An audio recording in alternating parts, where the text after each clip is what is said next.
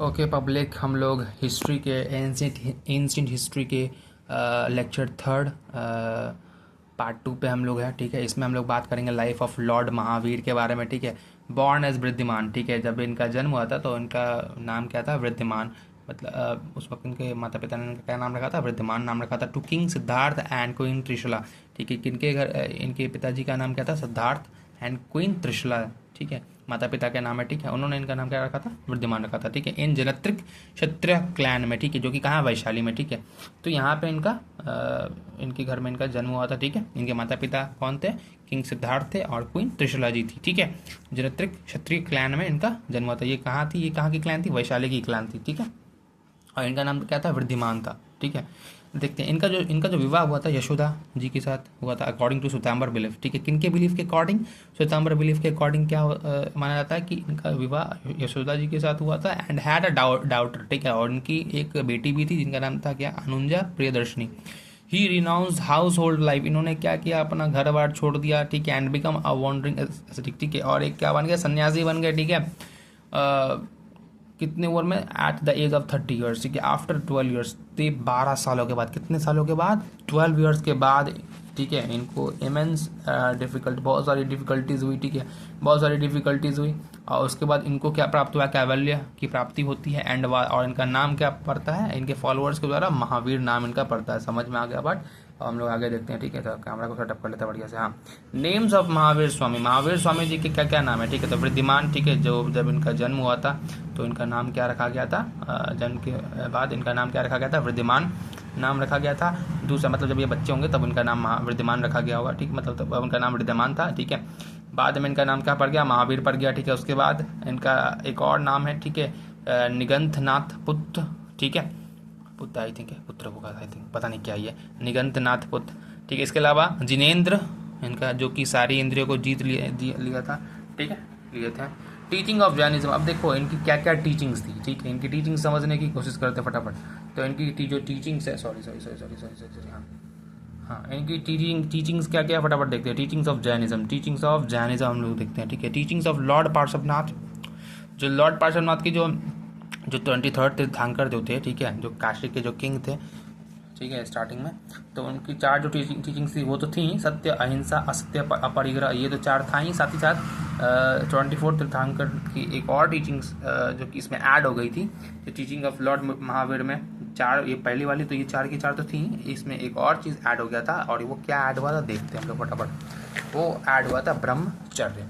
ठीक है, ब्रह्मचर्य भी इसको बाद में ऐड कर दिया गया था। ठीक है, अब देखते हैं क्या क्या सिमिलैरिटीज है बिटवीन बुद्धिज्म और जैनिज्म में। ठीक है, तो रिजेक्शन, दोनों ने रिजेक्ट किया वेदास को। ठीक है, Buddhism and Jainism rejected the notion of grand rituals along with the authority of Vedas and priestly class. ठीक है, तो बुद्धिज्म और जैनिज्म ने क्या किया था? रिजेक्ट किया था नोशंस ऑफ ग्रैंड जो रिचुअल्स हुआ करते थे उस वक्त along with the authority of Vedas and priestly class के द्वारा। ठीक है, तो इनको इन्होंने रिजेक्ट किया। इसके अलावा देखते हैं हम लोग एनिमल राइट्स था क्या, देखते हैं। दोनों ने, बुद्धिज्म और जैनिज्म ने also stress the principle of non violence, मतलब कि दोनों नॉन वायलेंस को ही प्रमोट कर रहे थे अगेंस्ट एनिमल्स, मतलब कि वो हिंसा नहीं कीजिए जानवरों के साथ। And they must also be given equal respect, मतलब उनको भी इक्वल रिस्पेक्ट देना चाहिए as one gives to a fellow human being. जिस प्रकार से आप किसी व्यक्ति को रिस्पेक्ट दे रहे हो उसी प्रकार से जानवरों को भी आप रिस्पेक्ट दीजिए। ठीक है, आगे देखते हैं। वो दोनों ने रिजेक्ट किया एग्जिस्टेंस ऑफ गॉड को।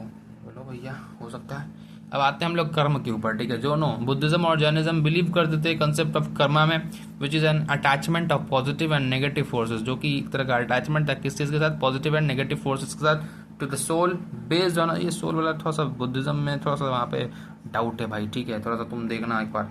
Based on a person action, जो कि based on a person action के ऊपर, बिलीफ एंड स्पिरिचुअल अटैचमेंट्स के ऊपर। री इनकारनेशन कैरी करता है इस प्रकार के फोर्स को। ठीक है, forward and requires effort to purify the soul. आगे देखते हैं हम लोग क्या क्या इसमें है।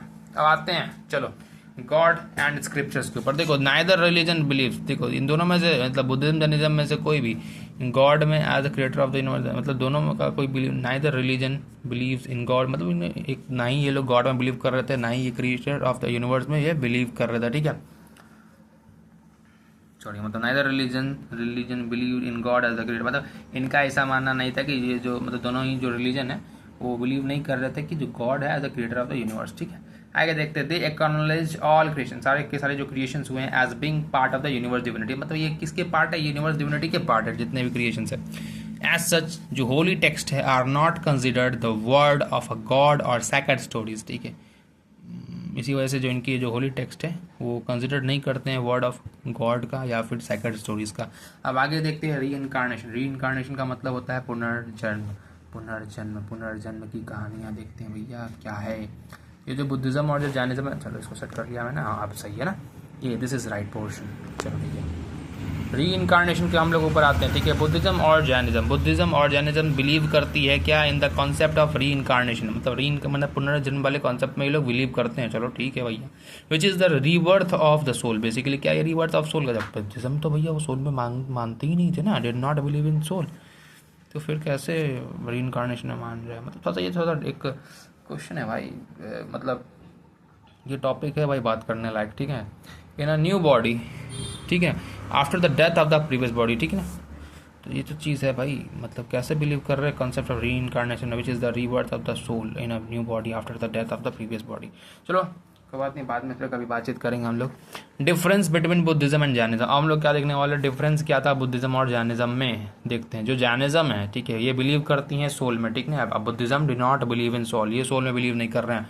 Jainism prominence was give to lay followers, ठीक है, मतलब ये प्रोमिनेंस मतलब बेसिकली यहाँ पे फॉलोअर्स यहाँ पे बन रहे थे इनके, इनका जो प्रोमिनेंस क्या था ज़्यादा, ये किन चीज़ के ऊपर ये फोकस कर रहे थे, गिवन टू संग एंड मॉन्क्स में प्रोमिनेंस इनका यही था। इनका प्रोमिनेंस था क्या, was give to lay followers. इसके अलावा ये एम्फेसाइज करते थे एक्सट्रीम अहिंसा के ऊपर, अहिंसा है क्या, अहिंसा ही होगा, ठीक है। और ये लिबरल फीलिंग्स के ऊपर एंड प्रैक्टिकल बिहेवियर के ऊपर ये इनका था, ठीक है। एक्सट्रीम मेथड ऑफ यहाँ साल्वेशन यहाँ पे इनको अटेंड कर रहे थे, किस चीज़ की एकदम एक्सट्रीम मेथड अपना रहे थे उसके लिए। और ये मिडिल पाथ, ठीक है, मॉडरेट मेथड अटेनिंग साल्वेशन, यानी कि साल्वेशन आपको चाहिए, ठीक है, मिलेगा, मतलब कर सकते हैं वो चीज़ वहाँ पे अचीव कर सकते हैं, लेकिन यहाँ पे उतना एक्सट्रीम करने की आवश्यकता नहीं है। बुद्धिज़्म में आप मॉडरेट पाथ भी अपना सकते हैं, ठीक है, ना ज़्यादा आपको मतलब समझ सकते हैं, ठीक है, मतलब बहुत ज़्यादा कष्ट नहीं झेलना पड़ेगा, मतलब थोड़ा थोड़ा करके, मतलब एक मिडिल पाथ अपना करके, जिससे कि आप सही रास्ते पे रह सकते हैं, ठीक है। तो ये ठीक है, सही है, दोनों अपने जगह पे। आगे देखते हैं, तो ये डिफरेंसेस थी। इसके अलावा जैनिज्म मेनली कन्फाइंड तक, मतलब यहाँ पे इंडिया में था, ठीक है, और जो बुद्धिज्म स्प्रेड हो रहा था रैपिडली टू फॉरेन लैंड, क्योंकि यहाँ पे मॉडरेट पाथ था, ठीक ना, मिडिल पाथ था, जो कि काफ़ी मतलब लोगों के लिए सहूलियत था कि हाँ भाई वो कर पा रहे हैं लोग, ठीक है। मिडिल पाथ में मतलब कोई चीज़ बहुत ज़्यादा हार्श हो जाता तो सभी लोग चलो ठीक है उसके बारे में पढ़ेंगे, मतलब जानेंगे, ठीक है, लेकिन उसको थोड़ा सा करना थोड़ा सा मुश्किल हो जाता है, ठीक है।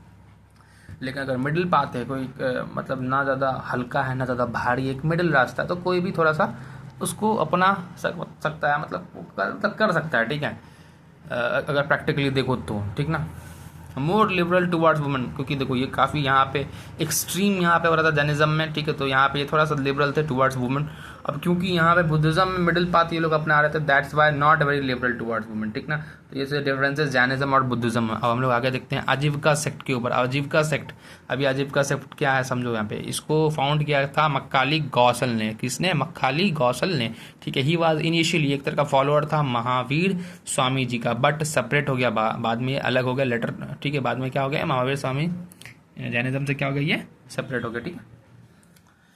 जो फिलॉसफी है बिलीव करती है इन डेस्टिनी में, इनकी जो फिलॉसफी है आजीविका सेक्ट की, वो किस में बिलीव करती है, डेस्टिनी में, primarily about the attainment of the supreme knowledge, ठीक है। प्राइमरली क्या अटेनमेंट यहाँ पे करना है, destiny primarily about the attainment of the supreme knowledge, ठीक है। इसके अलावा देखो philosophy was influenced by both, इनकी जो फिलॉसफी थी दोनों से ही इन्फ्लुएंस थी, बुद्धिज्म और जैनिज्म दोनों ही से थी, ठीक है।